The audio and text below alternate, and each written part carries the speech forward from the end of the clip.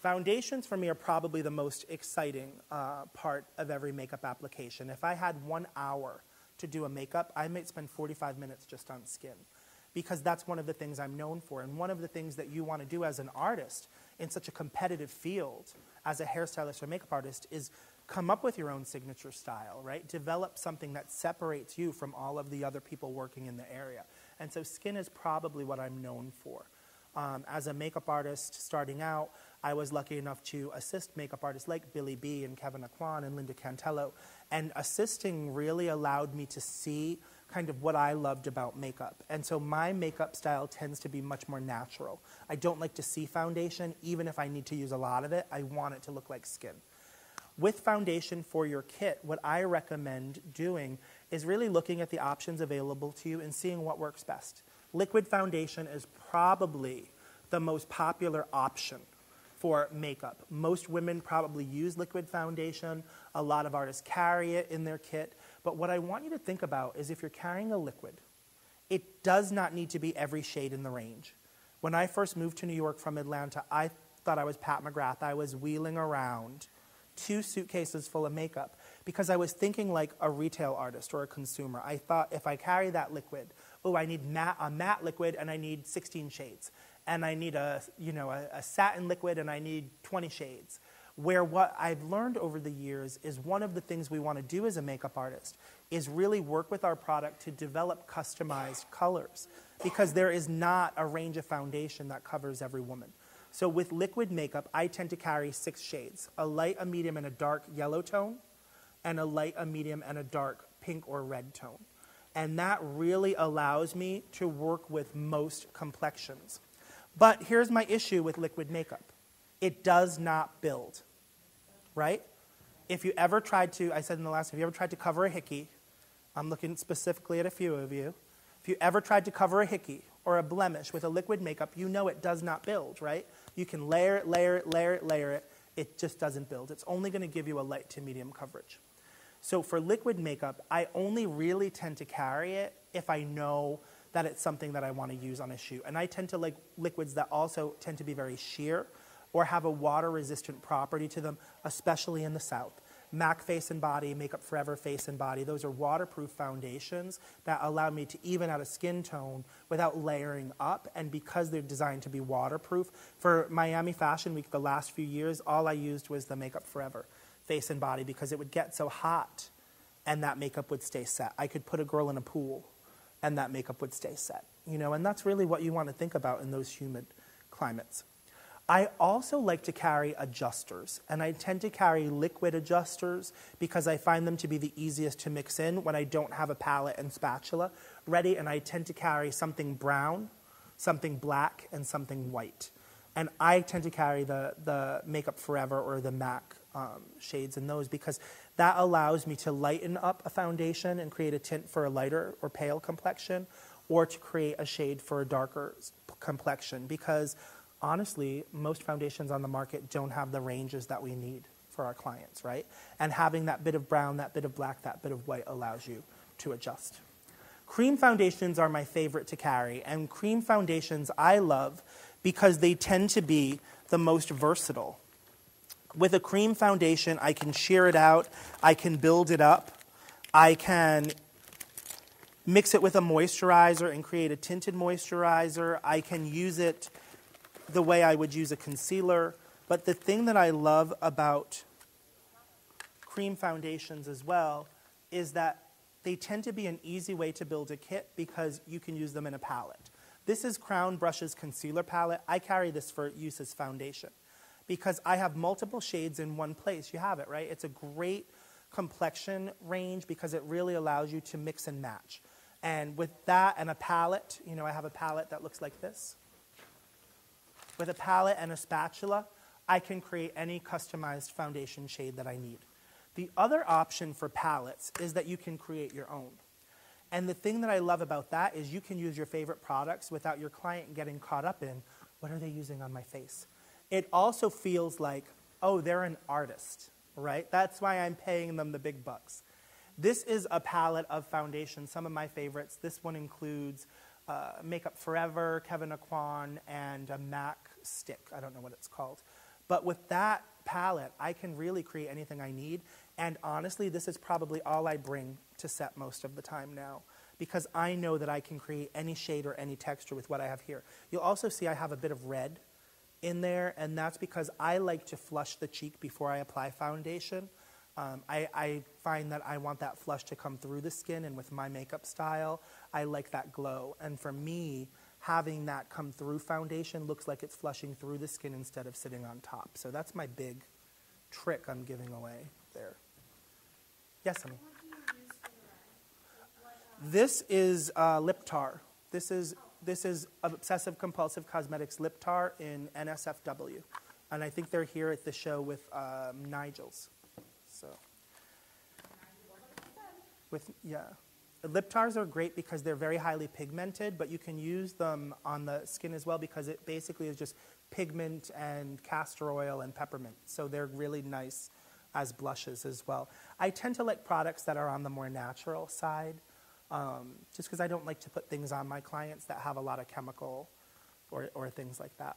But cream foundations are a great way to go. And again, you don't always need to spend a lot of money. But one of the things I want you to think about when you look at a foundation is really be honest about the color range you need for your clients. I told the last group when we were talking about brushes, we say in the United States there are 27 shades of black skin. In the UK, they say there are 52. How many darker shades do you see when you go up to a makeup counter? 3? 4, maybe? 2? Right? Asian skins and Latina skins are the two highest growth complexions, and they are immeasurable at this point because a Latina skin tone ranges so widely, and so do Asian skin tones.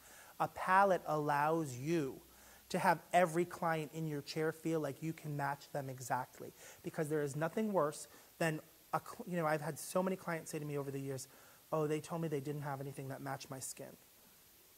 I said, they're a makeup artist. Palettes really allow you to customize for every client. The other thing that I love about carrying cream foundations is it allows you to experiment. And here's a little trick. Get to know other makeup artists. When I first moved to New York, I lived with 2 other makeup artists. A makeup artist named Joe DeLude, who does a lot of Broadway. He designed the musical Wicked and things like that. And another makeup artist named Justin Brosnan that designed shows like Legally Blonde. And we would share makeup. With cream foundation, you're never going to go through that whole foundation, right? So if you have one friend that works at MAC, one that works at Sephora, one that works at Bobbi Brown, you can all chip in on a foundation, cut it up 4 ways, put it in a palette, and now you have expanded your makeup range. You can put a black opal foundation next to a Bobbi Brown and no one knows the difference because you've got the color that you need, and it's your customized palette for what you love to see. So that's just an easy trick when you're building your makeup kit. Powder foundations. Powder foundations are one of those things a lot of people have dismissed. I started doing makeup in the 90s at LaFace Music, at MAC Cosmetics. Powder foundations were a big part of it. But I find that I love a powder foundation to this day. I tend to brush them on more than sponge them on. But there's no easier way to finish an application when you're in a rush, or especially now where everybody's kind of filming their wedding. I said videotape in the last session. I laughed. I'm old. People are now filming their wedding, and a powder foundation is a great way to kind of go in and get that flawless finish very quickly. Some of my favorites are MAC Studio Fix and Makeup Forever's Pro Finish, I think it's called. And Cover Effects has a great powder foundation that I love that's a little more matte. That's really nice. The problem with powder foundation, the thing you've got to think about is really look at those shades and see what type of flashback is happening, because there's nothing worse than putting a foundation on someone that looks beautiful, and then when you see the photos, there's a flashback because you're like, yeah, happens. So be careful with that. Concealers. I'm moving really quickly. Concealers, I again prefer a palette. I'm not a big fan of concealers. I do not use concealers in the traditional way, and I'll tell you my reason for that. Concealers do not absorb light or reflect light the same way that skin does or that foundation does. They tend to be highly pigmented and dense, so I tend to color correct. But if I do carry concealers, I tend to carry a palette. And my reason for that, again, is because I can mix and match the way I need to. I do carry concealers like Touche Éclat from Yves Saint Laurent because I like the luminosity. Concealers that look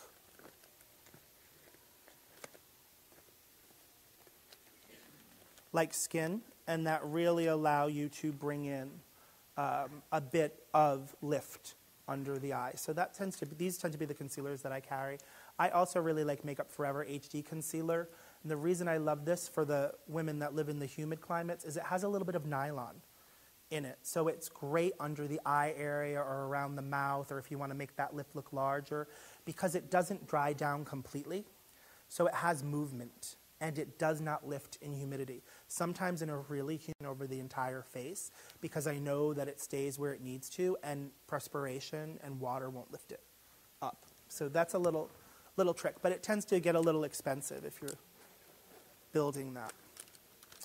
My other must-have product in complexion is something that has all of your primary colors in it. This is a flash color case from Makeup Forever, but there are a lot of brands out there that carry all of the primary colors. I'm trying to get Crown to do one, but I know that if I have red, yellow, blue, black, and white, I can basically create any color corrector, concealer, foundation, eye, lip, cheek, mascara that I need to. I can also use these to adjust. If I only have my 6 foundation shades and maybe someone's a little more golden in one area, a little more red tone in one area, I can pop a little bit of red or a little bit of yellow in and adjust it and completely make it work for that woman's skin or that client's skin.